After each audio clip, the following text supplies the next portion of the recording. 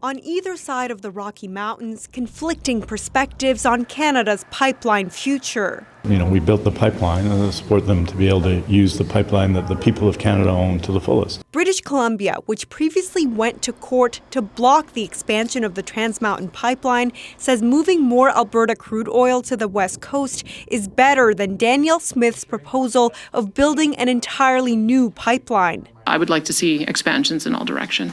The Trans Mountain pipeline runs from Edmonton to Burnaby, delivering about 890,000 barrels of petroleum products each day. Trans Mountain wants to increase capacity up to roughly 1.2 million barrels a day in the next 4 to 5 years.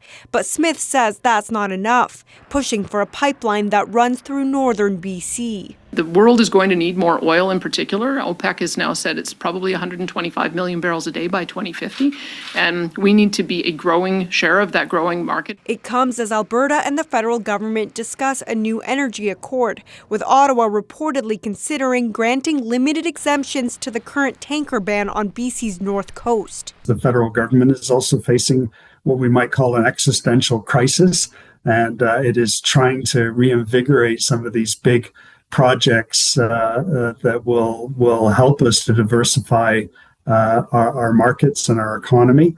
BC Premier David Eby says exemptions could put future projects worth billions of dollars at risk by defying the wishes of First Nations. It's like explaining to a vegetarian that, they'll still be a vegetarian if they eat a few steaks. The risk is to the long-established lifestyle of coastal First Nations, but also $1.7 billion in economic activity up and down the coast.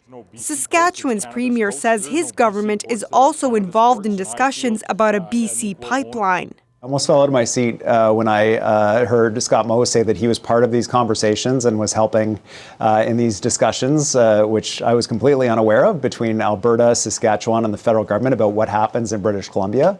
Eby says he wants his province to also have a seat at the table moving forward. Yasmin Ranea, CBC News, Vancouver.